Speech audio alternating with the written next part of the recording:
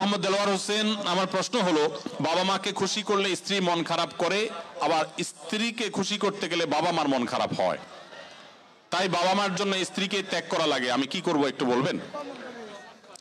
ভাই, এই প্রশ্নের উত্তর গত বছর আমি দিয়েছি, সব সময় আমি দেই। আপনাদেরকে, যারা এখানে বিবাহিত আছেন, বিদেশে আছেন, আপনারা যে কি পরিমাণ প্যারায় আছেন এটা দেশের অন্য কোনো মানুষ না বুঝলেও আমি খুব ভালো করে বুঝি। আমাদের আজহারি ভাই খুব ভালো করে বুঝবেন, কারণ আমরা দুজনই, উনি এখনো প্রবাসে আছেন আর আমি 10 বছর সৌদি আরবে প্রবাস জীবন কাটিয়ে আসছি। ভাইরা আমার, এর উত্তর খুবই সহজে আমি দিচ্ছি। মনে রাখবেন, যারা প্রবাসে আছেন অথবা দেশেই আছেন, বিয়ে করার পরে দেখা যায় বউরে খুশি করতে গেলে মা নাখোশ, আবার মারে খুশি করতে গেলে বউ নাখোশ। আপনাদের এই পরিস্থিতি থেকে বের হওয়ার জন্য কিছুটা ডিপ্লোম্যাটিক আচরণ করতে হবে, কূটনৈতিক আচরণ করতে হবে। যারা বিভিন্ন দেশে ডিপ্লোম্যাট হিসেবে থাকেন তাদের দেখবেন কথাবার্তার ভিতরে প্রচুর ফাঁক ফোকর থাকে, তারা হাতে রেখে কথা বলে। বেশিরভাগ ক্ষেত্রে এই পারিবারিক অশান্তিগুলো দূর করার মূল সমাধানটা হলো বুদ্ধিমত্তা। এর ভিতরে প্রথম যে কাজটা আপনাকে করতে হবে তা হলো, এই ডিপ্লোম্যাটিক আচরণেরও আগে যে কাজটি করতে হবে তা হলো, বেশি শেয়ানামি না করে, বেশি চালাকি না করে একটু বোকা শোকা থাকার চেষ্টা করবেন। পারিবারিক অশান্তি দূর করার সবচেয়ে সহজ এবং সবচেয়ে শর্টকাট সমাধান হলো যে একটু বেকুব বেকুব ভাব ধরে থাকবেন। জিনিসটাকে একটু ব্যাখ্যা করে বলবো। আচ্ছা, ধরেন আপনার স্ত্রী এসে আপনার মার নামে এক গাদা বদনামি করছে, তোমার মা এটা বলছে, তোমার মা ওইটা বলছে, উনি কি এটা বলতে পারে, এটা বুড়া মানুষ কিভাবে এই কথা বললো, তোমার ভাই এটা বলছে, তোমার বোনও এটা করছে, দুনিয়ার বিচার দিল বউয়ে।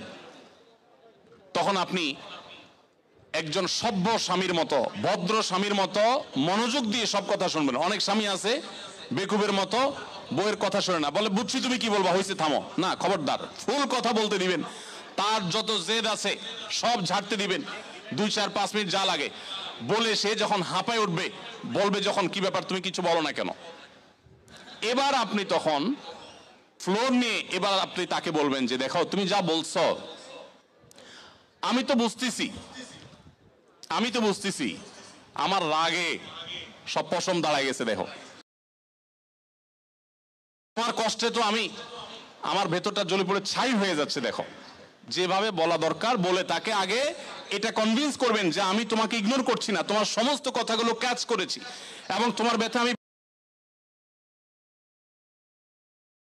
না হতো। যদি নিজের ছোট ভাই বোন এদেরকে যদি পিটায় মেরে ফেলা, আমার উল্টাপাল্টা করতেছে, বড় ভাই কিছু বলতে পারতেছি না, আল্লাহ রাসূল বড়দেরকে সম্মান করতে বলছেন, করে ছেড়ে দিতাম। এরকম 2-4টা কথা যখন বলবেন, বউ দেখবেন তার যে কিছুটা থাকবে, এরপরে আপনাকে সে যেটা বলবে সে হলো, শোনার পর সে আপনার ব্যাপারে একটা কমেন্ট করবে। সে কমেন্টটা হলো যে আমার স্বামী লোকটা আসলে, মনে মনে হয়তো বলবে বা অন্য কাউকে বলবে যে লোকটা আসলে ভালো কিন্তু বেকুব।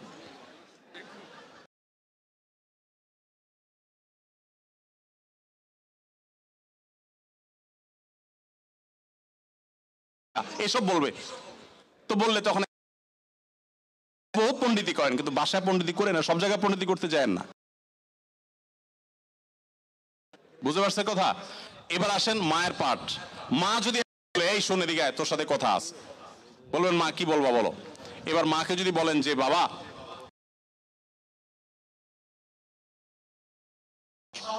তোর গলায় দড়ি দিয়ে মরা উচিত, মা যদি এসব কথা বলে, মাকে একইভাবে বলবেন মা আল্লাহ নবী সাল্লাল্লাহু আলাইহি সাল্লাম কোনোদিন স্ত্রীদের গায়ে হাত তোলেন নাই, ইসলামে যদি বউ পিটানোর নির্দেশ থাকতো তো আজকে ঠ্যাং উপরের দিক বাইন্দা আমি পিটাইতাম।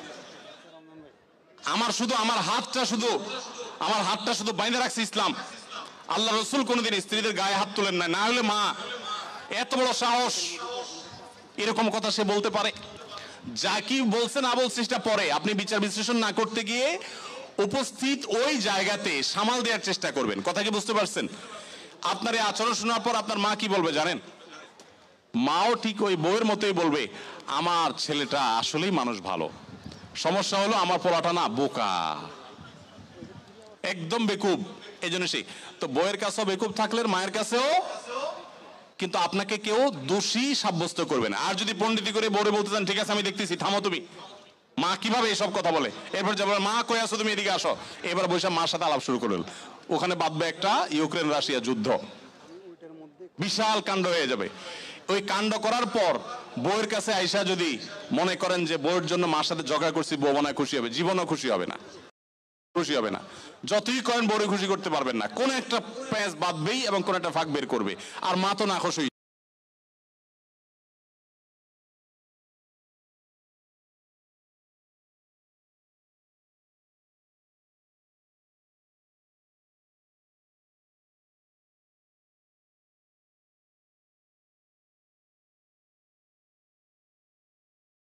শিখাই দিলে মহিলারাও এগুলো শুনে ওয়াজ, তারাও শিখা যায়।